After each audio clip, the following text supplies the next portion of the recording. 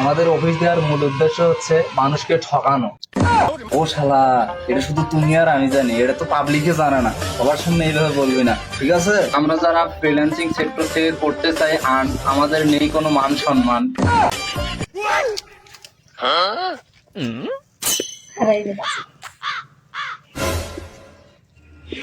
কিরে মমিনুল, কাশি কাটা না খায় এটা কই থেকে নিয়ে আইছিস?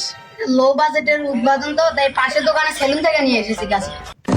ও শালা, এটা শুধু তুমি আর আমি জানি, এটা তো পাবলিকে জানে না। সবার সামনে এইভাবে বলবি না, ঠিক আছে? হ্যাঁ স্যার, বলেছি।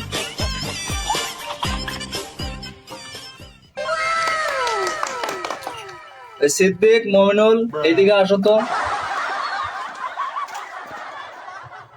দাঁড়িয়ে না থেকে দুইজনে এখানে বসো।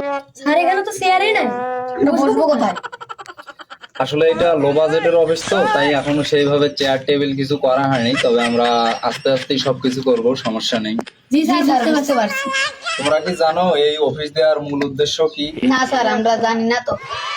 আমাদের অফিস দেওয়ার মূল উদ্দেশ্য হচ্ছে মানুষকে ঠকানো। স্যার, মানুষকে ঠকানো মানে বুঝলাম না তো। আরে মানুষকে ঠকানো বলতে মানুষকে হচ্ছে ঢুকানো। আমরা অফিসে মানুষকে ঢুকাবো। স্যার, অফিসে কিভাবে মানুষকে ঢুকাবো? তোমাদের বন্ধু বান্ধব ফ্রেন্ড সার্কেলের মধ্যে যারা আছে বা ফেসবুক ফ্রেন্ড যারা আছে, তারা কি জানে তোমরা ফ্রিল্যান্সিং করো? না স্যার, তারা তো জানে না।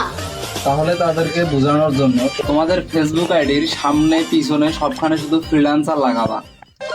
এর পরবর্তীতে রেগুলার স্টোরি দিবা, পোস্ট করবা, তাহলে তারা বুঝতে পারবে যে তোমরা ফ্রিল্যান্সিং করো। আর এতে করে অনেকেই তোমাদের কাছ থেকে কাজ শিখতে চাইবে। তখন তোমরা তাদেরকে আমার কাছে নিয়ে আসবা, আর তাদেরকে ঠকানোর সব প্ল্যান প্রোগ্রাম আমার মাথায় সেট করা আছে। কিভাবে তাদেরকে ঠকাবো সবকিছু রেডি করা আছে আমার কাছে। স্যার, মানুষ ঠকানো মানে? আরে মানুষ ঠকানো না, মানুষ ঢুকানো।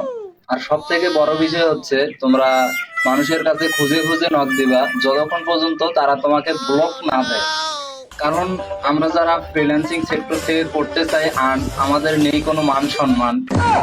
তাহলে এখন অনেক কিছুই বললাম, এখন যাও যে যার জায়গায় গিয়ে কাজ করো বসে। ঠিক আছে স্যার।